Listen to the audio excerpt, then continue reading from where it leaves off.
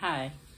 So the story that I'm going to choose to tell is going to be a personal story, and it's basically about the time that I realized that I wanted to work in the mortgage industry of all industries.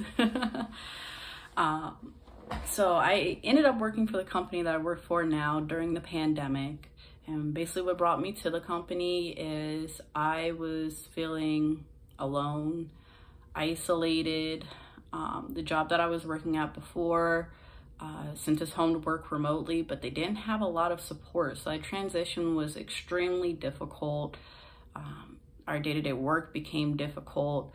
Our management wasn't really, it's just one of those jobs where you kind of wake up to clock in because you have to, not because you like it, not because you want to. So without coworkers, it was very, very hard for me to get through the pandemic at first. Well, eventually I got fed up and I was like, you know what, something's got to give.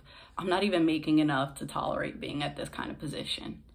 And so I applied for a job that was hiring remotely because at this time, I don't know if y'all remember, but everyone was hiring. Everyone was begging everybody to come to work. And it was really a time where employees had all the power. So I go and I apply for this company and I get hired in under a recruiting company.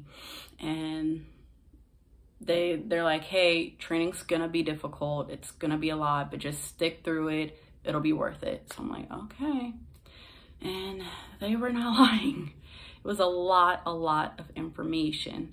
And so I came in and I was trained in this field called loss mitigation.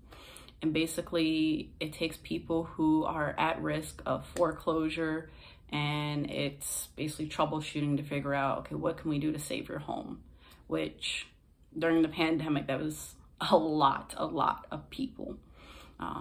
Every other call was, if not every other, basically every call was someone calling, hey, I was furloughed. Hey, I lost my job. Hey, I don't know what to do. My business is failing. I have to stay home. What am I gonna do?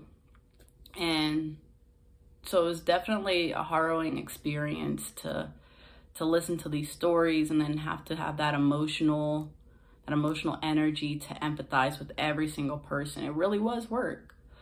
Well, one day, this little old lady gives a call in and she's like, hey, same deal. I don't know what I'm gonna do. I'm retired, but my son helps me out. He doesn't have money for his family, so he definitely doesn't have money for me. I'm gonna lose this house. So listening to her, it broke my heart. It broke my heart to hear that she's worked her whole life. She did everything right. She saved money. She made sure that she prioritized her bills. She made sure that she put money away to retire. And here's this global pandemic no one saw coming.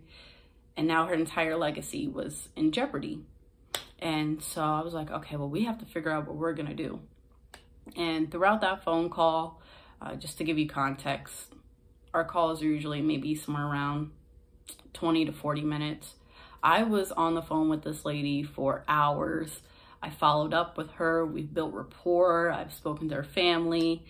And through that whole journey, we took her from being in a position to where she had expired demand letters, which just basically means, hey, we need to come to an arrangement, or we need you to pay us this money, or we need you to get out.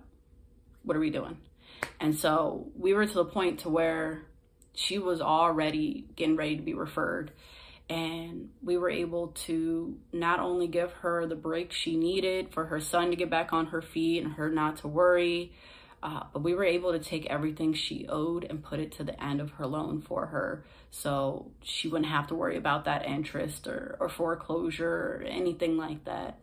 And seeing the gratitude that she had made me fall in love with mortgage. I realized it wasn't so busy after all. So I guess out of that story, I just kind of learned that, things aren't always as they seem, and I don't necessarily have to have a flashy position or a traveling job to feel like I'm giving back. Sometimes it's just in the day-to-day little interactions, and that can make all the difference for someone. Thank you.